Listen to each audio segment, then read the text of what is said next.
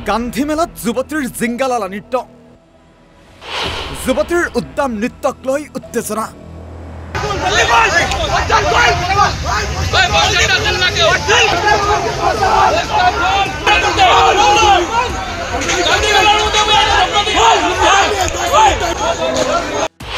উত্তেজিত লোকে মঞ্চৰ পৰাই খেদিলে নৃত্যৰত যুৱতীক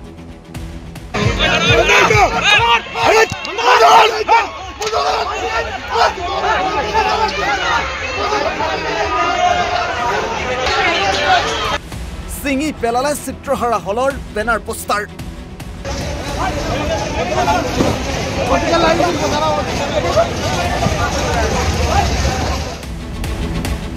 হয় প্ৰতি বছৰৰ দৰে এইবাৰো শিলচৰত আৰম্ভ হৈছে ঐতিহ্যবাহী গান্ধী মেলা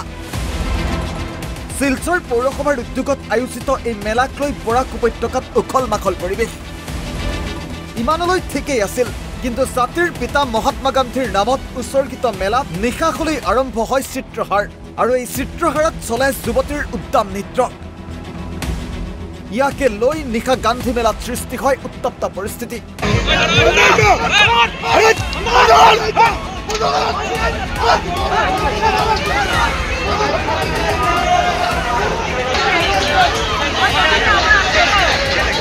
নিশা কংগ্ৰেছৰ ইয়ং ব্ৰিগেডৰ সদস্যসকল আহি বন্ধ কৰে চিত্ৰহাৰ মঞ্চৰ পৰাই খেদি পঠিয়াই নৃত্যৰত যুৱতীক সিঙি পেলাই পেনাৰ পোষ্টাৰ লগতে শিলচৰ পৌৰসভা কাৰ্যালয় ঘেৰাও কৰি আয়োজকক জবাবদিহি কৰে কংগ্ৰেছীসকলে